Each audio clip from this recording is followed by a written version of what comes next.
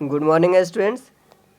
मैं राकेश कुमार झा एक बार फिर से आप सभी का स्वागत करता हूं। यह है ओल्ड एनसीईआरटी के अंतर्गत कक्षा 6 के अध्याय 8 इतिहास का अध्याय 8 है। यह छोटे छोटे राज्यों का युग। तो आइए शुरू करें हम आज का अपना वीडियो लेक्चर। उत्तर भारत में 500 ईस्वी और 800 ईस्वी के बीच बड़ा राज्य स्थापित करने की कोशिश की गई। ये प्रयास पूरा किया गया, परंतु वे बहुत दिनों तक कायम नहीं रह सकी। बहुत दिनों तक वो नहीं रह सकी। उत्तर भारत धीरे धीरे कई छोटे राज्यों में बंट गया। ये राज्य लगातार एक दूसरे से लड़ते रहते थे। अब बात करते हैं हर्ष की।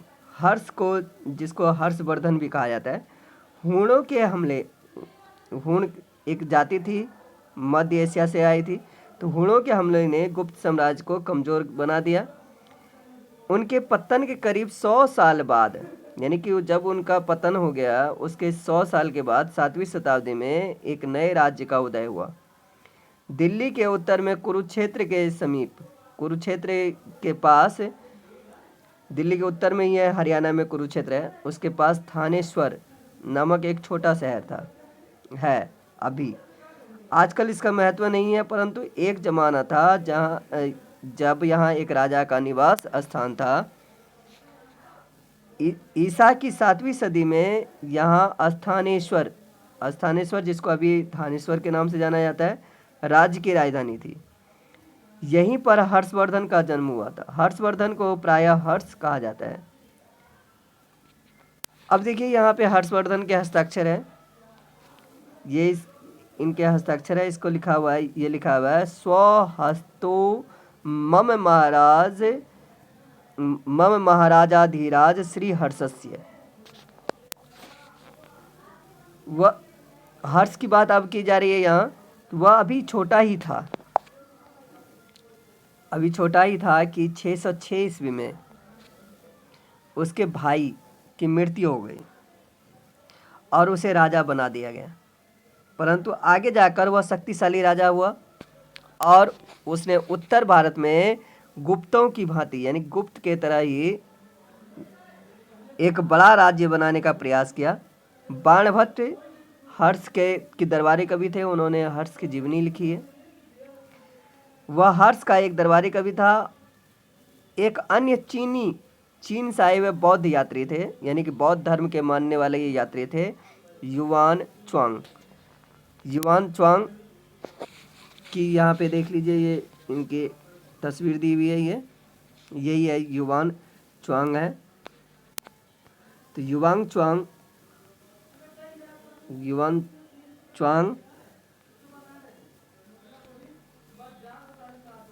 हर्ष के शासनकाल में भारत आया था। उसने अपनी भारत यात्रा का वृतांत लिखा है। हर्ष अपनी राजधानी स्थानेश्वर से हटाकर कन्नौज ले गया, क्योंकि कन्नौज उसके राज्य के अधिक बीच में स्थित था। अब यहाँ पे जरा मानचित्र में हम लोग देखें, ये देखिए, ये तो आपके दक्षिण भारत का मानचित्र है। मानचित्र में अगर आप देखिएगा तो ये आपको पता चलेगा कहाँ है कन्नौज और कहाँ है स्थानेश्वर। स्थानेश्वर तो कुरुक्षेत्र के पास है। वह एक लंबे अभियान पर निकला और उसने उत्तर भारत में के अनेक भागों को जीत लिया। इसमें पंजाब, पूर्वी राजस्थान, असम तक गंगा की घाटी का प्रदेश शामिल था। परंतु जब उसने दक्कन के राज्यों पर चढ़ाई करनी चाहिए तो उसे पुलकेशिन द्वितीय ने रोक लिया। पुलकेशिन द्वितीय चालुक्य वंश का राजा था, चालुक्य वंश का राजा था। और यानी कि कहने का मतलब यहाँ पे एक चीज स्पष्ट होता है, हर्षवर्धन के समकालीन ही थे पुलकेशिन द्वितीय, जो कि चालुक्य वंश के राजा थे। और उसकी राजधानी उत्तरी कर्नाटक में बतापी या बादामी, बतापी को ही बादामी कहा जाता था। हर्ष का राज्य गुप्तों की तरह का था। उसने जिन राजाओं पर विजय प्राप्त की थी वे उसे राज कर देते थे, और जब वह युद्ध करता था तो उसकी मदद के लिए सैनिक भेजते थे। कहने का मतलब क्या है? इसका मतलब यह है कि जिस पे ये मतलब जिसको जीत लेते थे, जिस राजाओं को जीत लेते थे उसको ये कहा जाता था कि आप जो है ना कुछ अपने टैक्स का, अपने कर का हिस्सा मुझे देंगे और साथ ही युद्ध के समय सैन्य सहायता आपको भेजनी पड़ेगी। ऐसी शर्तें होती थी।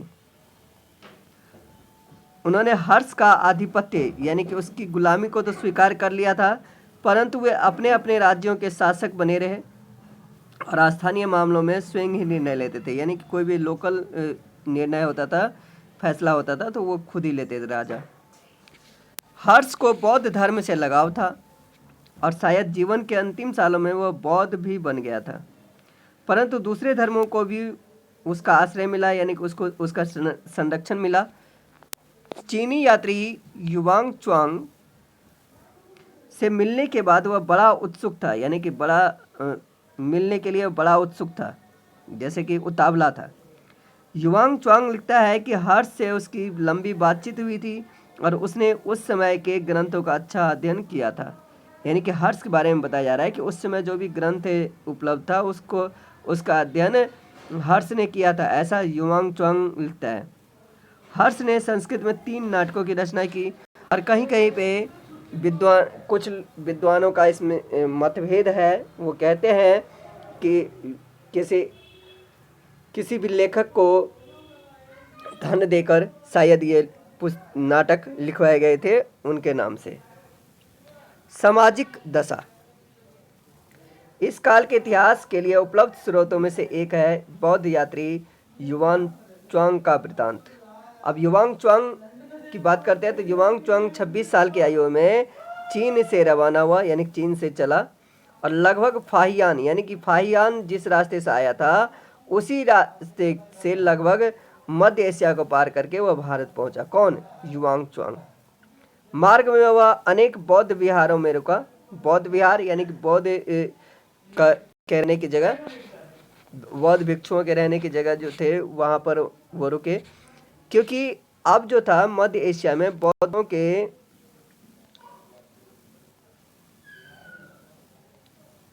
की तादाद काफ़ी अधिक थी, यानी कि उनकी संख्या काफ़ी अधिक थी। भारत में अनेक साल तक भ्रमण और अध्ययन करने के बाद वह उसी मार्ग से चीन वापस लौट गया। युवांग च्वांग ने देखा कि बौद्ध धर्म भारत के सभी भागों में उतना लोकप्रिय नहीं है जितना कि उसने समझ रखा था। यानी कि वो पहले युवांग च्वांग ये मान के चले थे कि ये पूरे भारत में बौद्ध धर्म, क्योंकि बौद्ध धर्म का जन्म भारत में ही हुआ, तो इसलिए बौद्ध धर्म में ज़्यादातर लोग लगे होंगे, बौद्ध धर्म को मानते होंगे। लेकिन यहाँ उन्हें देखने में पूरा ही उल्टा लगा। लेकिन पूर्वी भारत में यह अब भी बड़ा लोकप्रिय था। उसने कुछ साल पटना के पास के नालंदा महाविहार में गुजारे। नालंदा उस समय देश का एक प्रमुख विश्वविद्यालय था और एशिया के विभिन्न देशों से विद्यार्थी यहाँ अध्ययन करने आते थे। युवांग च्वांग ने यह भी देखा कि भारत में जाति प्रथा है और नगरों के बाहर रहने वाले अछूतों के साथ बुरा सलूक किया जाता है। यानी कि जो अछूत कहे जाते थे उनके साथ बुरा सलूक होता था, ऐसा उन्होंने लिखा है। सभी लोग शाकाहारी नहीं थे, हालांकि इस बात पर जोर दिया जाता था कि लोग मांस न खाएं। नगरों में अमीरों और गरीबों के मकानों में अंतर था। अमीरों के मकान खूबसूरती से बनाए और सजाए जाते थे, जबकि गरीबों के घर सादे सफ़ेदी पुते हुए और कच्चे फर्श के होते थे। अलग अलग स्थानों के लोगों का पहनावा अलग अलग था। युवांग च्वांग लिखता है कि भारत के लोग गर्म मिजाज के हैं, उन्हें जल्दी गुस्सा आता है परंतु ईमानदार होते हैं। अब देखिए, अभी ये बात कर रहे हैं हम 500 से 800 के आसपास की, तो मतलब कहने का ये तात्पर्य ये है कि इस समय जब कोई भी मुस्लिम शासक, मुस्लिम आक्रांता हमारे यहाँ नहीं आए थे, तो उस समय की बात की जा रही है। मुस्लिम आक्रांता आए, फिर उसके बाद अंग्रेज आए, और अंग्रेजों की मुस्लिम आक्रांता आए तब उस समय में भी अधिकतर ईमानदारी ही थी। लेकिन जब ये अंग्रेज आए तो उन्होंने ही भ्रष्टाचार को बढ़ावा दिया, ऐसा हम कह सकते हैं। ऐसा आप जो है ना आगे जब पढ़ेंगे तो उसमें आपको पता चलेगा कि धीरे धीरे पढ़ेंगे जब, तो वहाँ पे आपको पता चलेगा कि अंग्रेज के आने के बाद ही क्या हुआ कि भ्रष्टाचार एक तरीके से फैला। भारतीय लोग स्वच्छता प्रेमी थे, साफ सफाई से रहते थे, अपराधियों की संख्या बड़ी नहीं थी। यद्यपि वह बार बार लिखता है कि यात्रा के दौरान लोगों ने उसे लूट लिया, मृत्यु दंड नहीं दिया जाता था, आजीवन कारावास ही सबसे कठोर दंड था। हर्ष के मृत्यु के बाद कुछ समय तक उत्तर भारत में अस्थिरता यानी कि स्थिरता नहीं थी, शांति नहीं थी। राज्य कई छोटी छोटी इकाइयों में बंट गया, इनमें आपस में लड़ाइयाँ होती रही। इस बीच दक्कन और दक्षिण के राज्य शक्तिशाली हो गए। दक्कन और दक्षिण। चालुक्य। सातवाहनों के पतन के बाद दक्कन में छोटे छोटे अनेक राज्यों का उदय हुआ। वाकाटकों ने एक मजबूत राज्य बनाने का प्रयास किया, परंतु यह अधिक दिनों तक टिका नहीं। उनके बाद चालुक्य वंश आया, जिसका केंद्र वातापी में था। यहाँ चालुक्य नरेश पुलकेशिन द्वितीय का शासन था। चालुक्य वंश के राजा थे जिनका नाम था पुलकेशिन द्वितीय, उसका यहाँ पे शासन था। कहाँ? वाकाटक में, वातापी में। उसी समय जिस समय उत्तर में हर्ष का शासन था, उसी समय पुलकेशिन द्वितीय का वातापी में शासन था, यानी दक्षिण की बात की जा रही है। उसकी महत्वाकांक्षा समूचे दक्कन पठार पर शासन करने की थी और कुछ समय तक उसे इसमें सफलता भी मिली। नर्मदा के तट पर हुई लड़ाई में उसने हर्ष को हराया, परंतु चालुक्यों के दो शत्रु थे, उत्तर में राष्ट्रकूट और दक्षिण में पल्लव। यहाँ पे चालुक्य जो थे, चालुक्य उनके दो शत्रु थे, उत्तर में राष्ट्रकूट और दक्षिण में पल्लव। राष्ट्रकूटों का उत्तरी पश्चिमी दक्कन के एक छोटे राज्य पर शासन था। आरंभ में वे चालुक्यों के अधीन थे, चालुक्यों के अंडर में थे, परंतु ईसा की 8वीं शताब्दी में शक्तिशाली हो गए थे। कौन? राष्ट्रकूट। और उन्होंने चालुक्य राजा पर आक्रमण करके उसे हरा दिया था।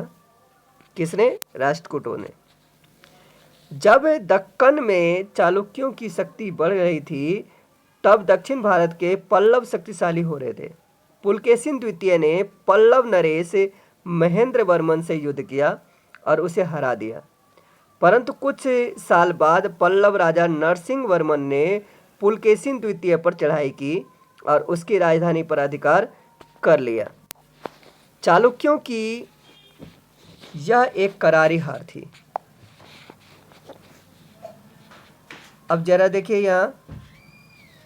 यहाँ पांड्य राजा का शासन था, इधर चेर, इधर चोल वंश का शासन था, और यहाँ पे ये पल्लव, और यहाँ पे ये वातापी है, जहाँ पे कि चालुक्य वंश का शासन की राजधानी है।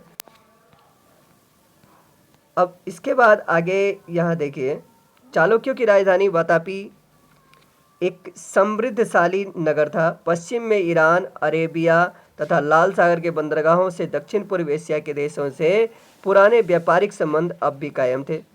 व्यापार में समृद्धि हुई।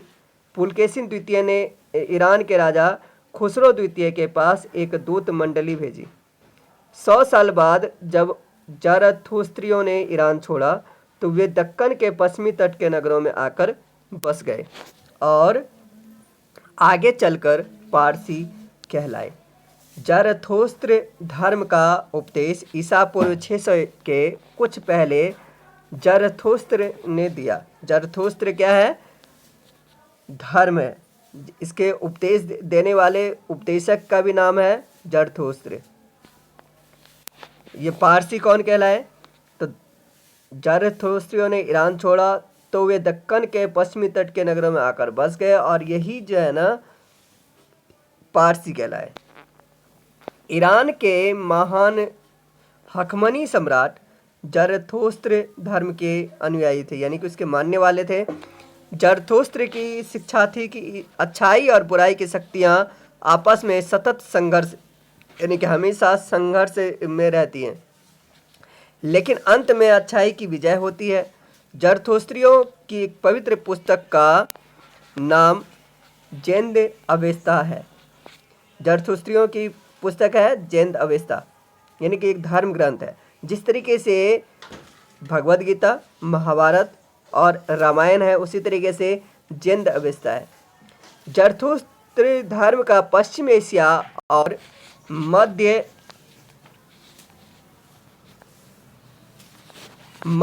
एशिया के कुछ भागों के लोगों के धार्मिक विचारों पर गहरा प्रभाव पड़ा। इस्लाम के आगमन तक यह ईरान का प्रमुख धर्म रहा। चालुक्य नरेश कला के प्रेमी और संरक्षक थे। उन्होंने दक्कन की पहाड़ियों में गुफा मंदिरों तथा मंदिरों के निर्माण के लिए प्रचुर धन दिया था, यानी कि बहुत अधिक धन दिया। एलोरा की अधिकांश मूर्तिकला का श्रेय चालुक्य और राष्ट्रकूट राजाओं की दानशीलता को जाता है, यानी कि उनके दानशीलता के कारण ही मूर्तिकला का वहां पे विकास हुआ। पल्लव ये वंश की बात करते हैं। दक्षिण के पल्लव आरंभ में संभवतः सातवाहनों के अधिकारी थे। जब सातवाहन राज्य का पतन हुआ, यानी सातवाहन राज्य जब खत्म हुआ, तो पल्लव अपने स्थानीय इलाकों के शासक बन गए और धीरे धीरे उन्होंने कांचीपुरम क्षेत्र यानी कांचीपुरम क्षेत्र कहाँ है, चेन्नई के पास है, के दक्षिण में अपना शासन फैलाया। उन्हें पांड्यों और चालुक्यों से अनेक लड़ाइयाँ लड़नी पड़ी। इन दोनों ने पल्लवों के शक्तिशाली बनने में बाधाएं डाली, फिर भी पल्लव अपना शासन स्थापित करने में सफल हुए। उन्होंने कांचीपुरम के दक्षिण का इलाका तंजौर तथा पट्टुकोट्टे क्षेत्र जीत लिया, क्योंकि यह भाग संपन्न और उपजाऊ था। पल्लव नरेश महेंद्र वर्मन हर्ष और पुलकेशिन द्वितीय का समकालीन था, यानी कि पल्लव नरेश महेंद्र वर्मन हर्ष, जिसको हर्षवर्धन भी कहते हैं, और पुलकेशिन द्वितीय का के पास मतलब उस एक समय में था, यानी कहने का मतलब है हर्ष के समय में ही पुलकेशिन द्वितीय हुए और महेंद्र वर्मन हुए। अपने जमाने के अन्य राजाओं की तरह वह केवल एक योद्धा ही नहीं बल्कि एक कवि और संगीतज्ञ था, यानी जैसे हर्ष भी एक संगीतज्ञ था, उसी तरीके से हर्ष कवि था, उसी तरीके से ये महेंद्र वर्मन भी कवि और संगीतज्ञ था। शुरू में वह जैन मतावलंबी था, यानी कि जैन धर्म के मानने वाले था, लेकिन बाद में तमिल संत के अप्पर के प्रभाव में आकर वह शैव धर्म को अपना लिया।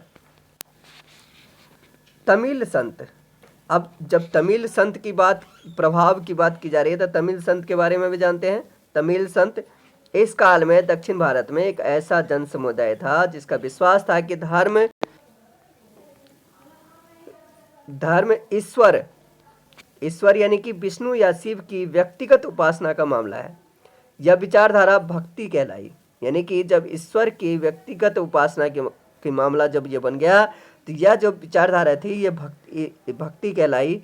इसमें कई जातियों के लोग शामिल थे, बहुत से तो कारीगर और किसान थे। वे जगह जगह घूमते हुए विष्णु या शिव की स्तुति में गीत गाए थे।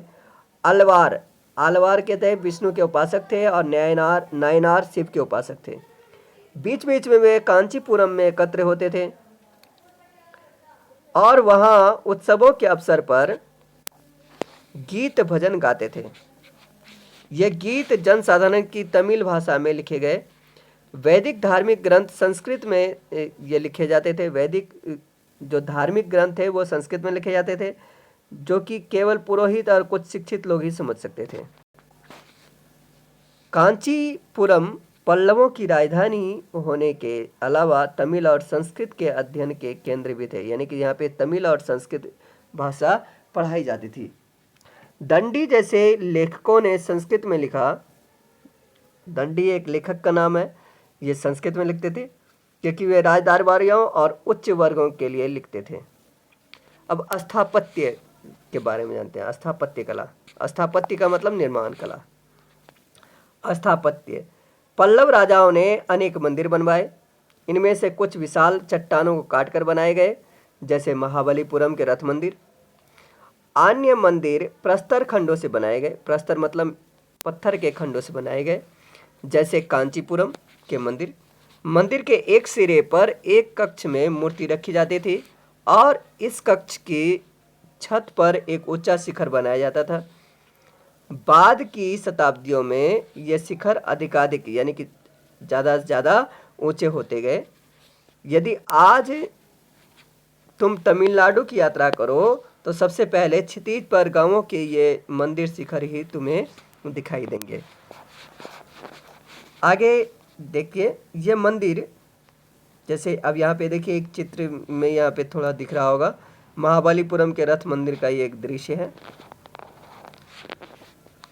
यह मंदिर लोगों के जमाव के स्थान पर बन गए, यानी कि जहाँ पे लोगों का निवास था। शाम के समय ग्रामवासी मंदिर के प्रांगण में यानी कि मंदिर के क्षेत्र में आकर बैठते और एक दूसरे को खबरें सुनाते या ग्राम कल्याण या गांव के कल्याण से संबंधित मामलों पर विचार विमर्श करते थे। कैसे मामले होते थे? तो करों तथा खेतों की सिंचाई के मामले होते थे उसमें। यहीं पर पुजारी बच्चों को पढ़ाते थे और दिन के समय जो प्रांगण था उसका उपयोग पाठशाला के रूप में होता था। उत्सवों के अवसर पर गांव में मेले लगते और मंदिर के प्रांगण में नृत्यों और नाटकों का आयोजन होता था। सभी लोगों को मंदिर में प्रवेश की अनुमति नहीं थी। कुछ निम्न जातियों के और अछूतों के लिए अपने अलग मंदिर थे। पृथक मतलब अलग मंदिर थे। इस प्रकार अनेक बड़े धार्मिक भवनों की तरह मंदिर का उपयोग एक सामाजिक राजनीतिक केंद्र के रूप में होता था। यह मंदिर बड़े धनी होते थे और इनकी अपनी जमीन होती थी जिससे आमदनी होती थी। इस तरह